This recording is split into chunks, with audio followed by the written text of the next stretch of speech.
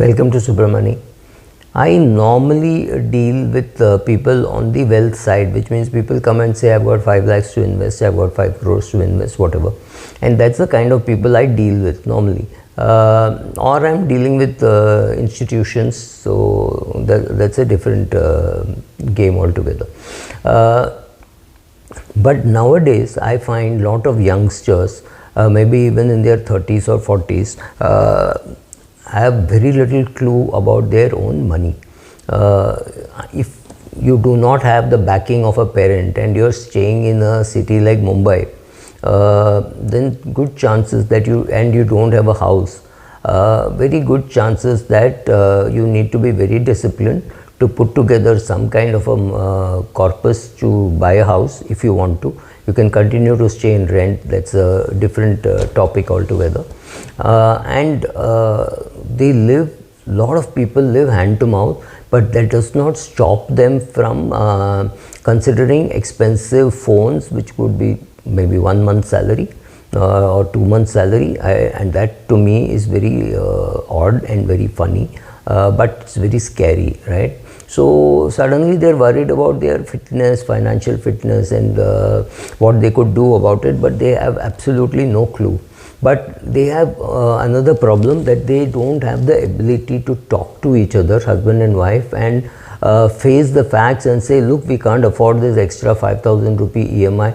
Thinking EMI does not bother them, and today too many people don't even ask. I remember once upon a time HDFC would say all your EMIs put together should not be more than 30% of your take home pay, otherwise we will not give you a loan. Today the lender is not so much bothered. He is happy to give a 40,000 rupee loan, repayable as 4,000 rupees per month for over 1 year. So 8,000 rupees is the interest that you are paying for the 40,000 rupee loan, and this person looks and says, it's okay, let me buy something for 40,000 rupees and I have to just pay 4,000 for 1 year, I can afford it. So that EMI thing has caught on. Now what happens is, if your whole salary goes into expenses and EMI, which means there is very little money to be put away for your retirement. Suddenly at 45 you wake up because some elder brother's friend is retired or something like that has happened, and you realize, oh, I need to have money in place. I don't know how people are going to do it, but too many people suddenly wake up and say, yeah, I have this problem, but maybe they should have addressed it when they were younger. This is happening, at least some people are awakening, and then they get referred, they watch some YouTube video and they come and ask these kind of questions. I don't handle that kind of questions. Maybe you should talk to somebody who does that, right? So credit, rectifying of credit, if somebody does, if a credit score has taken a hit, find out all that and then set it right. No point in talking about physical well-being when financial well-being is not in place. So for financial well-being, whatever you have to do, definitely some simple steps are spend much less than what you are earning, repay all these expensive debt which is thrown at you online. If you want a loan, take a home loan. If you want a loan, take a car loan. Go and take a personal loan. They are much cheaper than these loans which you get on apps, right? Thank you. The problem of living hand to mouth is that every rupee of yours is already tied up. Maybe you're earning 1 lakh and you've got 90,000 worth of expenses and EMIs, everything tied up. Sometimes it is even 1 lakh. So there is absolutely no place to breathe.